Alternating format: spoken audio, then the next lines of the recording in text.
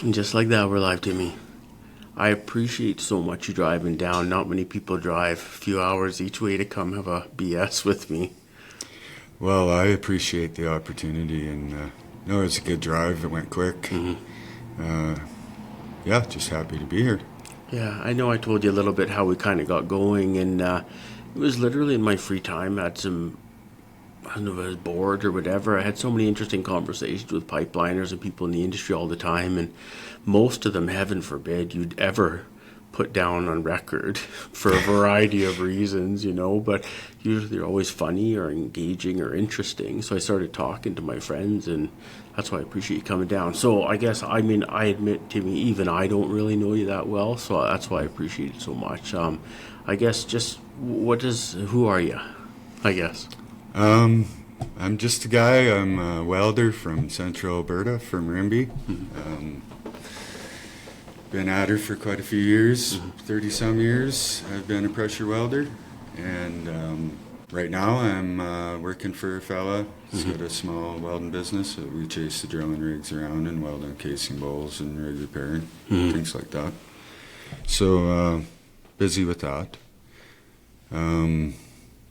Yeah, I'm a father of 4 grown children, 9 grandchildren. Oh, right on. And pretty grateful for all that. That's awesome, man. So that's kind of where I'm at now, and been watching your podcasts and things. And I appreciate that. Yeah, I see you doing some good, so Well, glad to be part of it. I thank you for doing that, because it's for me who doesn't know what I'm doing and making it up as I go. I never know how to reach out to people, but I am interested in talking to people, especially people in the industry, because there's so many common themes I keep hearing about and touching on. And obviously with the slowdown and stuff, there's a lot of people, I don't know if they're hurting or struggling or uncertain or whatever it is, but there's a lot of anxiety or whatever out there in the world these days. Just going back real quick the oil and gas industry, how did you get into welding? Well, my dad was a rig welder, and then wound up being my father-in-law. He's a welder as well, and there's a lot of welders on both sides of the family, so I think it's kind of in the blood. Oh, right on. We started out young. I was a dad by the time I was 17, so it was the obvious choice to take. Get going with stuff. But was the people talk about the money in welding and the money in the industry way back in those days too? Oh yeah. Yeah. It's always kind of been there, eh? Yeah. So 17, you're romantic. That's wonderful. It's good to know that about you too. Right on, Den. Your kids go into the oil and gas industry? Yeah, my son, he's a welder too, and he works usually by hand with union jobs and stuff, Boilermakers or whatever. And, then I have 3 daughters that they're all moms and doing their own little things and going through life, right? Oh, I know. Well, we got through it. They'll get through it too, I'm sure. Oh yeah. So what brings you here today? I appreciate you said you've been listening to the podcast and stuff. You must have heard some themes that caught your attention. What's on your mind these days? Well, in the last few years in particular, even like before, there's I got all kinds of stories I could tell you. Pick one. Pick one off the top of the deck. How about that? Our family went through a lot of, like a series of losses, one after another, of people dying and tragic things, and had to deal with a lot of stuff, and I had my own demons too, right? So had to kind of get my own self straightened around first a bit, and stop the drinking, number one, right? So awesome. That's about 16 months ago or something. Man, good for you. And did the steps. I had been to rehab before years and years ago. Did all that, and but this time was a little different. I had some trouble. I've had cancer 3 times and things like that, so I had to get cleaned up. Too, awesome. Right? And with some of those losses and that, there's a lot of mental and spiritual things to get straight. And no doubt. dig down to my core values and who I am, things like that. So last winter I took life skills coaching course. So I'm a certified life skills coach as well. That's amazing, Tim. Where'd you do that through? Rhodes Wellness College from Vancouver. I did Fantastic. it all online, right? On Zoom. Amazing. Yeah. So what was the big takeaway from that? Yeah, it was a real eye-opener for me. You know, it taught me a lot of really valuable skills, of course. Probably learned something about yourself along the way, I assume. Yeah. It taught me, I wouldn't say necessarily taught me, but made me see who I am, who those core values are, and what some of my gifts I could give back a little bit. You know, I haven't been a nice guy my whole life, right? So always interested in people's well-being, and in my family, like I said, I got a big family, and they experienced those losses too. So my perspective was the course would do me well in that fashion more than anything is, and as we age, we're going to encounter more and more loss of people close to us. So I figured, hey, I can see that's coming my way in a big way, so I need to be prepared to help people through that. I appreciate that. That's a little bit more proactive than I'd say most people are. I had a good friend of mine was on last week, and I think her episode's in a few weeks from now, and she went through something similar without getting into the details, and she ended up taking some grief counselor training, and that's what she does now. Yeah. And it was that experience, that personal experience, that really changed her perspective and how she deals with other people. And I would say you're probably the exact same. Yeah, and that's actually a big part of it. The big lesson really is had to go through some really hard times. But when I look back now, all the truly successful, let's say, ventures I've done, they're a result of those battles, right?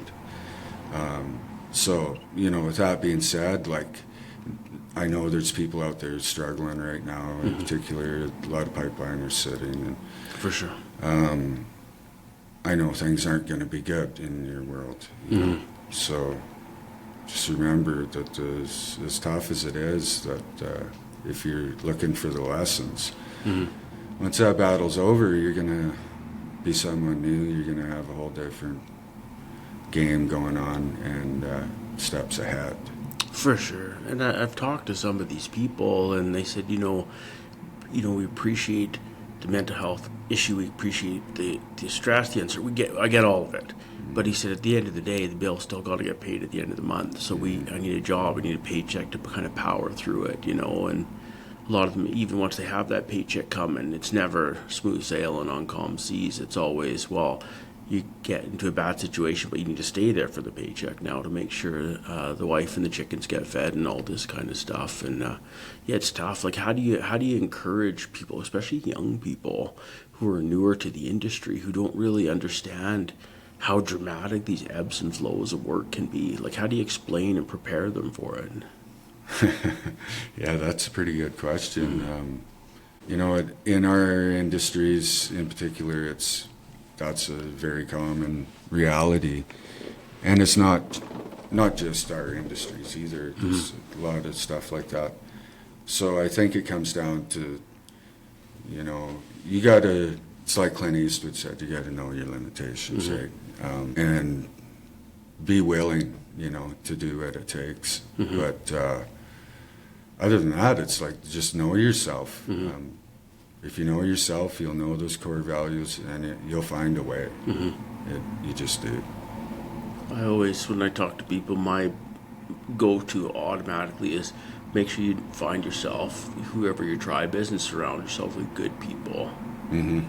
Not just professional networking people to find work, but actually meaningful relationships. Because I don't care who you are, man. Like, you can feel when a relationship is genuine and sincere, and you can usually figure it out pretty quick about what relationships are healthy and which aren't.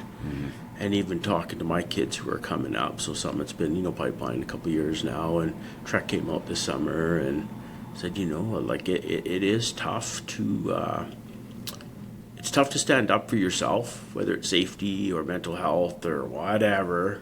So something, it's even harder to stick up for yourself when it's with your friends and your family and stuff like that. So yeah, it's always my advice: find your tribe, find good people to surround yourself with.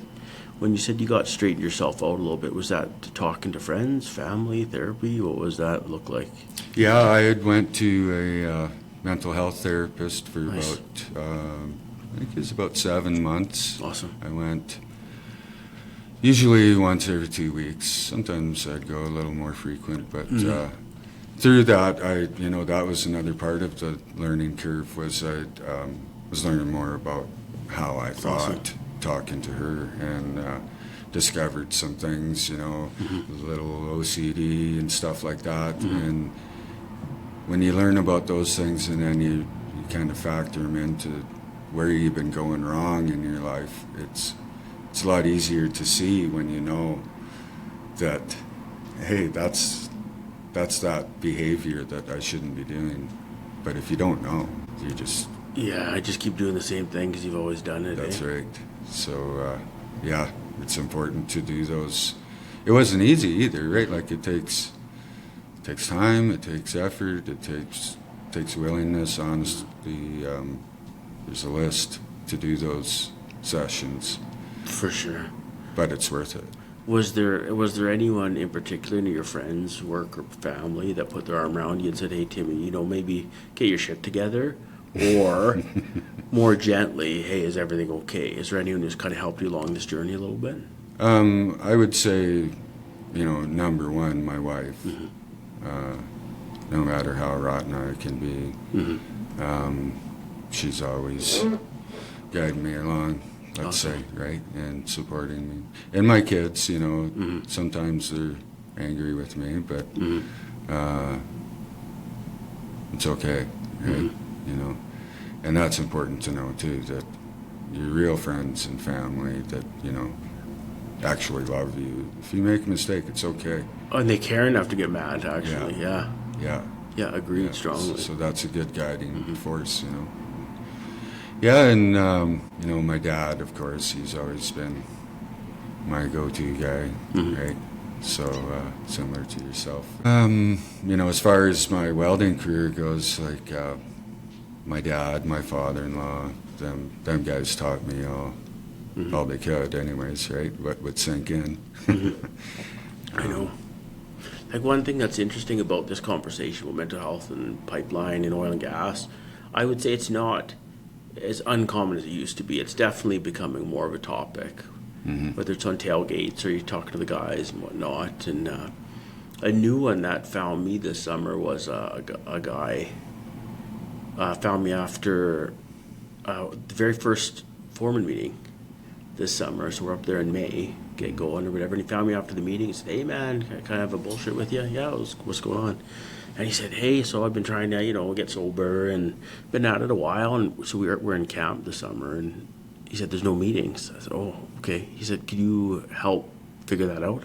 He said, "I'll lead him, but how do you get it going?" I'm like, "Leave this with me. This is awesome, man." So we ended up doing some meetings, AA and NA, kind of based. So we had the material. We didn't call them that. I guess we're not supposed to, so we never did. Put camp posters all over and all this kind of stuff. Had some good turnout. It was growing. But after a few meetings, we realized very quickly it wasn't, not that AA and NA isn't important, because there's a lot of people trying to go through the steps and get into the rituals and the traditions and whatnot. But most of what we found after a few meetings was people just need a safe place to have a bullshit and be themselves, just let their guard down for a while. And man, oh man. So we're trying to figure out, how do you replicate that?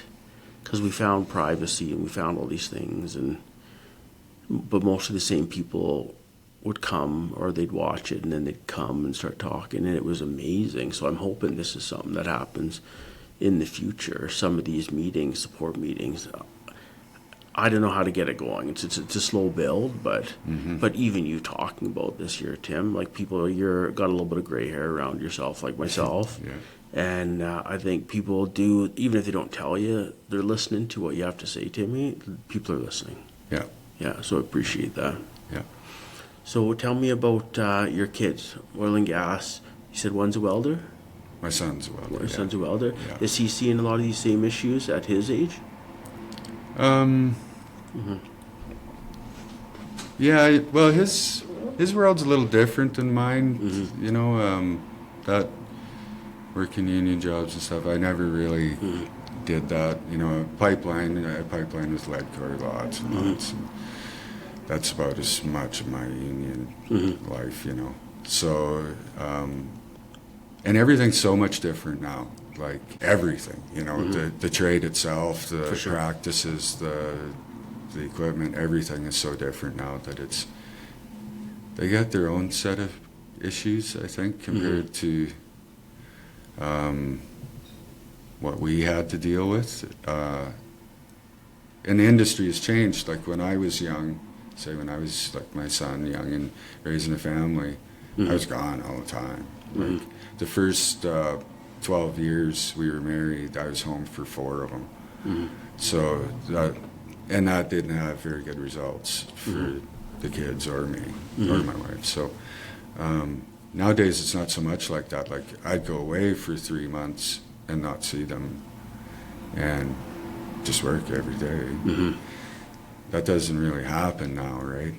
Thankfully, I'm glad that's changed. That's one bonus. Like spend too much time away from your family, that really clouds your perspective on things. Oh, for sure. Like, you know, you come home and you don't, your world's upside down, right? Oh, you're basically trying to fit in. I mean, Sweet Marie's basically said the same thing, because she's always known me as this guy, and I'm very grateful. So she actually chased me around with the kids probably for the first 3, 4, 5 years, because you can get away with that. And then all of a sudden, you know, school starts and friends and sports and normality and all that kind of stuff, and you can't really get away with that anymore. But we're the same. You just try to make it work, and statistically, the odds are against us. But in spite of ourselves, we seem to have made it, Tim. I don't know. Yeah. Sorry, made it so far. Yeah. I should say. Yeah. Yeah. What, as your wife, what does she think about this journey you're on about trying to become a better person, whatever that looks like? Is it just like, oh, Timmy trying to be better is the middle age, or what does she think of all this? No, she's 100% behind me.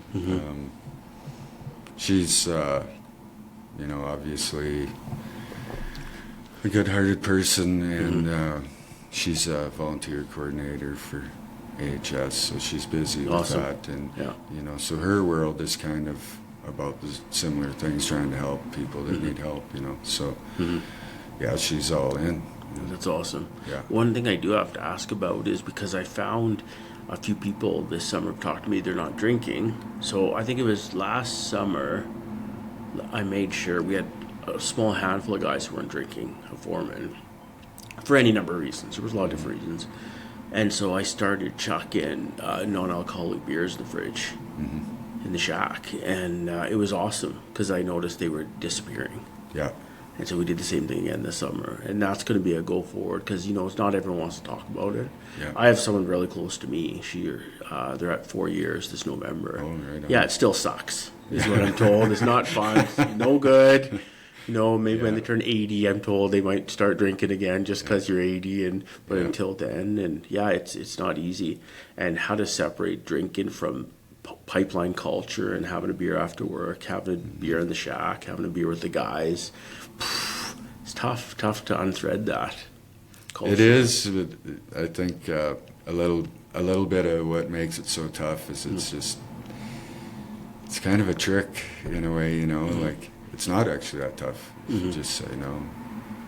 Right? Oh, it's tough, nowadays, there'll be somebody like Dave here with a non-alcohol beer. Right? So, it's all about deciding what you want, really. Like, that's what really finally stuck the nail in my drinking coffin kind of thing, was this does not work with anything. So,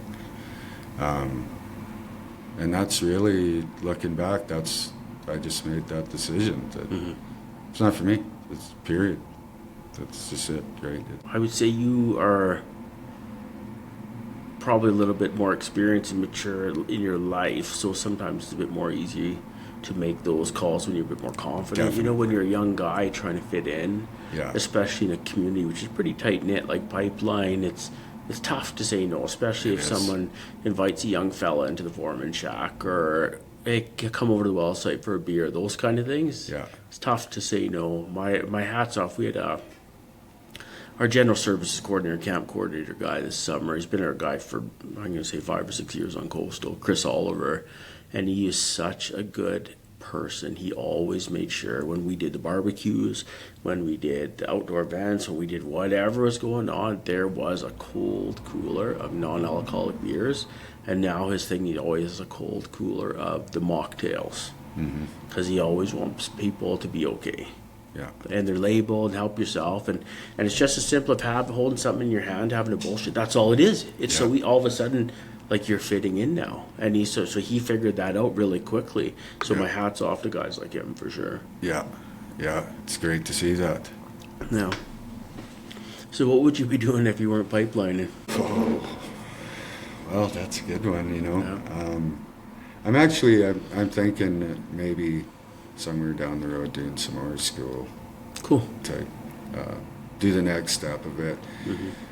Coach now. If I do another little session, then I'll be a counselor, and possibly get into that grief counseling type thing.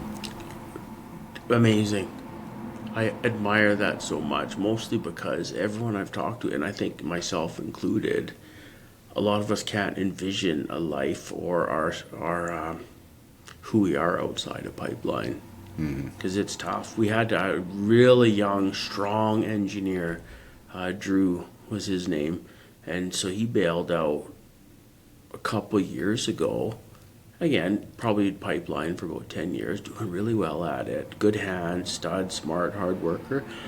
Bailed out and said, yeah, I think this isn't making me my best self. Well, I think he went to ACAD, went to art school. Oh, He might yeah. still be doing it. Again, such an interesting guy, but if you can do that, Tim, I'd encourage you to make the change. Why not? You only live once, man. Try something different. Yeah, and Yeah. I kind of caught the continued learning kind of attitude that, you know, but I want to learn what I want to learn, and you still have that option, right? You know, a lot of people get scared of, well, I don't want to do schoolwork, or it's out of their comfort zone, right? And that's important, especially when you're sitting, you know, if things aren't working right in your world. Do that, you know, like put some information in there and see what your perspective turns into. Oh, for sure. Like, I started a course, a couple-year course about 2 years ago, so I'm just buttoning it up now. And, you know, on the job, it sucks, for sure. It's a lot of hard work and stuff, but I'm the same as you. Just continue learning, try to keep learning, growing. Good for my mind. Where does it lead? I'm not too sure, but I'd like to keep growing and learning. And I found with so many people offering online programs these days, pretty slick, man. Pretty slick. So as long as I have a laptop, I can do it in my free time and on my Sundays off. And no, I'm very appreciative. But yeah, you're talking about a wild left turn between pipelining, grief counseling, art. That's amazing, man. I love it. Yeah, and you know, everybody's got gifts and skills and stuff that they don't, just busy working, and they never develop them. I don't know, is it because don't have the courage to try? Or is it because they're just, same thing, you just work, paying bills, man. So, Well, you know, I think there's something to be said for making mistakes, right? Because when you're like me, you know, I was 52, going to school with all these people that I don't know, and they're younger than me, and they got all these different ideas. It is a real weird experience, right? oh, for sure. But part of what gave me the courage to do that is I got nothing to lose. I made so many mistakes. That, what am I scared of, right? So, Well, I know that's the sign of emotional experience. yeah, Like, you're a lot more confident than a lot of guys, especially when you're young and getting going. I remember as a young person, teenager, so I look at how my own kids came up, and so many times I look at them and go, man, like the way you joked or the way you made fun of yourself there, like very self-deprecating, or just some of the, I'm like, I didn't have that just confidence when I was your age, man. And I don't know why that is, but I'm really excited about this next group coming up behind us, Tim. Mm-hmm. Yeah, me too. Yeah. Yeah. There's some good boys out there, girls too. And what I find about them that's really interesting is, and I think maybe even COVID might have had something to do with this, that they saw the folly of not using the brain that God gave them, right, and just following whatever. Like that was a time of everybody to learn that you know, do some thinking on your own. You know, you're gonna have to. Things might get tough and hard decisions to make. And I think some of these kids figured it out, that if they take responsibility for themselves and things like that, it really translates into moving forward. And out of that come respect somehow. Like I see that with them. They're very respectful, well-mannered kids, and I'm glad to finally be seeing and hearing that from some other people too in the industry, because for a long time the younger generation has just kind of almost been a swear word, right? Oh my God. Like if you see all the shit on social media, you're like, oh my, what is the world coming to? But I've been very vocal about a lot of these young foremen we broke out over the past, say, 5 years, 5, 6, 7 years, with all the projects, whether it's Trans Mountain or NGTL loops or coastal or whatever. And we've put so much experience into these young people, and a lot of them are really shining as pipeliners and leaders. And most of the time I just think, man, we need work to keep these kids going, because they're good kids. They did a lot of good learning. Now I'm fearful that they're just going to scatter and go into different industries. We won't be able to harness all that great experience we put into them. But yeah, time will tell, unfortunately. Yeah, COVID, that hasn't come up in a while. But I've brought it up a few times, only in the context of everyone's like pros and cons. Everyone has kind of one side or the other, and I don't know, because I'm always a big, I don't want to say bum and seat, but I like coming into work, and I'm not a big work from home guy, because I struggled with what I've seen with not people performing and all this kind of stuff. But when I talked to Sweet Marie, she's like, well, who's to say we're right or wrong? Like, I don't know. Maybe their perspective is better. Maybe we shouldn't be working 80 hours a week. Maybe we should be working 40 and one from home. I don't know. So I'm just trying to be open a little bit more than I was in the past. We'll see. Depending on my mood, Tim. Yeah. So I like that you shared. Tell me about LinkedIn, because that is how we connected. You shared a lot of positive things. You're very encouraging, I notice, in your comments. You share things all the time. And again, this is how we connected. Tell me about LinkedIn community, and what it does for you. I'd been on LinkedIn for quite a number of years, but never really active on it at all. Had Facebook as well. And I went off of, like I said, I wasn't using LinkedIn very much anyway, so, and then I got tired of Facebook, so I just didn't have room for that in my life anymore, left that alone. And then I had to go back on it. My brother went missing, and so... Oh my gosh. Unfortunately, the outcome was not good. Okay. He took a couple of weeks to find him, but found him. Okay. But anyways, I had to go back on it. I was for that reason, because I was trying to find him. Okay. Right? And yeah, I was out on the street looking for him and doing the hard work, and that's a whole nother story. Right? Okay. But yeah, so I did that, and then stayed on Facebook for a while, and then got annoyed with that. And just at that same time, I was trying to do some of that straightening out of myself and clean things up. And I thought, just get rid of all that stuff for now. Did that, and LinkedIn seemed like a lot more professional atmosphere, you know, and that was more of what I was interested in, is things that make you think, not things that make you stupid, you know. And so I kind of got into there, and then, you know, how the feeds grow and this and that, and So I've gotten a lot of positive influence for myself off of there too. Amazing. Because of that, it's people like you putting positive things out. It's nice to see that. So it's a positive influence instead of what so much of the other media is just negative. For sure. But like, yeah, to you've become some of that positive, because even like I think I told you when I was kind of waiting for you this morning, I've been thinking, I'll pop on Tim's LinkedIn page and see what the hell's going on here, and I'm like, man, this is all good stuff. Like, it's all great stuff. And I came across the Duff McKagan song, so I listened to that for 3 minutes. I'm like, this is awesome. This is great. Yeah. I do like Facebook, because that's how it's an easy grab for a lot of the pipeliners and whatnot. Yeah. But most of the stuff, I'm not as good about Facebook, but I have to keep it because that's where all my pictures are.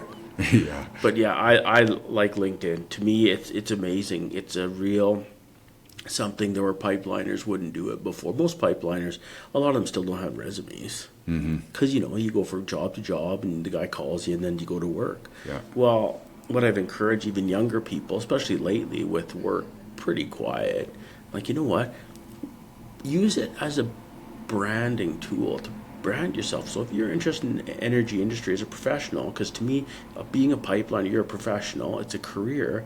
It might not have always been in your plans, or it might not have always been, but to me, it's a career for me, and I take it very personally. So I try to treat myself as a professional. That doesn't negate all the dumb shit I've done in the past, obviously, but I try to be better, and I'm seeing a lot of really great things, and I've met tons of great people through them, not just yourself, but even other people, and these are like, oh, we're the same community. I bet you we sat down for 5 minutes, we'd probably rattle off a bunch of the people we know and have worked together, and I like it. To me, LinkedIn, I think it's amazing. Yeah, I like it. So what's next in your life? What do you... I don't like to spring too many questions on people, but I always ask them. I heard one recently, someone asked me, and I thought it was a good one. They asked me, just real quick, tell me something and share something with me that you're proud of. Oh, well, of course, my family, right? All the kids and grandkids. Actually, I'm pretty proud of the struggles that I've had to go through, that I've made it and come out on top, so to speak. Pretty proud of my career too. It's I kind of jump back and forth in it. I'd kind of do like about 7 years of pipeline, and then I'd go weld on the rigs or build rigs for a few years, and then back to the pipeline for a few years. So and both of those jobs are fairly demanding, as you know. So I'm pretty proud of that. I'm proud of the fact that I can still, the drilling rig, that's any time of the day or night, sometimes all day, all night, all day kind of thing. Yeah, you can still do it. That I'm still doing it, right? And so I'm pretty proud of that I've done some corrections on the destruction that happened along the way, Awesome. Yeah. So what would it take for you to make that call to maybe, set it all down and try a different path? Like go to school and maybe try to do something different for a while? Like, is there a life after pipeline for you? Oh yeah. I think I'm on that road. It's just like you were saying earlier, like guys got to eat too, and work's good for me. Good for me physically, mentally, everything. And it's just a matter of, as time goes on, of me delegating my time gradually to something else, and it'll pan out, I kind of have this theory that I'm not the author of this guy's story, kind of, so it remains to be seen, So that's a good attitude. I like that. Stay open. Exciting. Again, like I don't envision a life after pipe. I just can't, because it's all I've ever done, all I've ever known. But I know it's out there, and what does that look like? Because even a friend asked me, so like you talk lots about do podcasts or mental health shit or put stuff on LinkedIn or what? Like what's the object? What's the goal? I was like, I don't know, man. I don't know. I'm just gonna keep doing it, and I like to think something good will come from it. What is that? I have no idea. But in the meantime, in between time, I've got 3 kids who got to go into school and got to eat and all that kind of stuff. So I'll just keep plugging away. And at the end of the day, Timmy, I love pipelining. Like, I think it's a cool community, and I feel lucky to be a part of it. Yeah. Yeah. Oh yeah, Yeah. it's a different lifestyle, but I've really enjoyed it. Yeah. For sure. Would she ever come with you working, or she's pretty tangled up in her own career probably? Eh? Well, nowadays, yeah, she's Yeah. pretty anchored in there with her things, but You got the grandkids too. yeah, that's right. Yeah. Like when our kids were young, you know, like I say, yeah, I spent a lot of time away from home, but in the summer months, the kids and her were always with me in the trailer, right? Camping. Amazing. So it was good too. They saw a lot of country and met all kinds of characters, right? Oh yeah. Yeah, some good people. Some doughheads too. Oh yeah. Some Yeah. doughhead. Well, again, that's conversation probably for another day. Yeah. Is there anything you want to share before I let you go? Because I have one more thing I wanted to ask you. Just for everybody who's struggling, not working, or whatever the problem is, I would really advise that you take a real close look at yourself and see what you can do on your own. Mm-hmm. You don't have to rely on anybody else to change to make your world better. Take a good look. That's literally, I was going to ask you if you have anything else to share. That's an amazing, Timmy. I do appreciate Kim time to come down and drive down and talk to me. I hope maybe you'll even consider coming back and talking to me again here at some point. Oh yeah, for sure. I'd appreciate that, because there's a few other things I want to touch on that you and I talked about just before we hit record, and maybe we'll touch on those next time if that's okay. Because I think there's something, message that you have and experience, unfortunately, that I think other people need to hear, if that's okay. Yeah. Till then, thank you for your time, Timmy. Thank you very much. Cool.